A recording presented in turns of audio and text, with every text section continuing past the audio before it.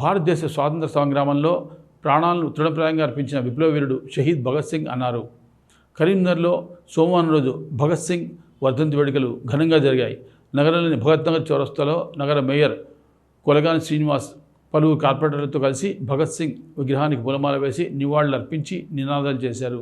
ఈ సందర్భంగా మేయర్ కొలగాని శ్రీనివాస్ మాట్లాడుతూ 23 ఏళ్ల వయసులోనే దేశం కోసం ఇంక్విలాబ్ జిందాబాద్ అంటూ ఉరికొయ్యను ముద్దాడిన దీశాలి అన్నారు. సమానత్వం ఉన్న సమాజం రావాలని కలలు కన్న వ్యక్తి అన్నారు.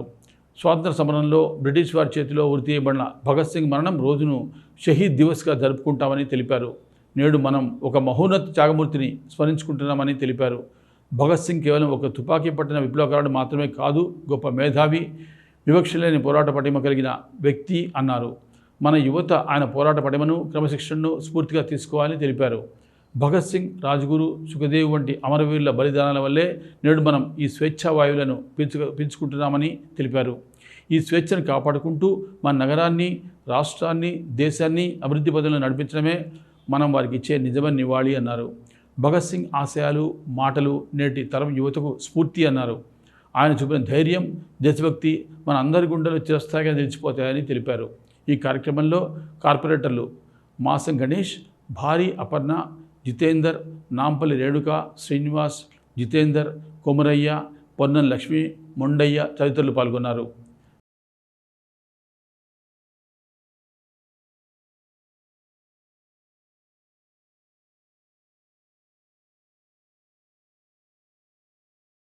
ఈరోజు షహీద్ దివాస్ సందర్భంగా అమరవీరుల దినోత్సవం ఇలా కాశ్మీర్ నుంచి వెళ్ళి కన్యాకుమారి వరకు భారతదేశంలో జరుపుకోవడం జరుగుతుంది.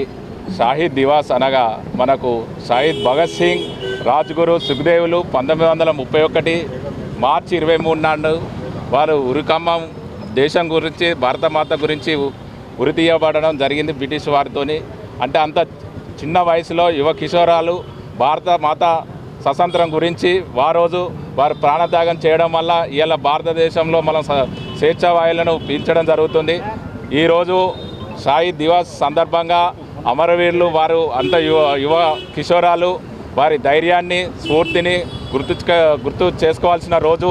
వారి స్వతంత్రంలో వారు అసలు బాసి భారతదేశానికి స్వతంత్రం తీసుకురావడంలో వాళ్ళు ప్రాణం త్యాగం చేశారు. కాబట్టి ఆ అమరవీరులైన వారిని గుర్తుకోవాల్సిన స్వతంత్ర సమరయంలో వారు తీసుకొచ్చిన స్వతంత్రాన్ని మనం కాపాడుకుంటూ స్వేచ్ఛా వాయువులను ఇలా పీల్చడం జరుగుతుంది.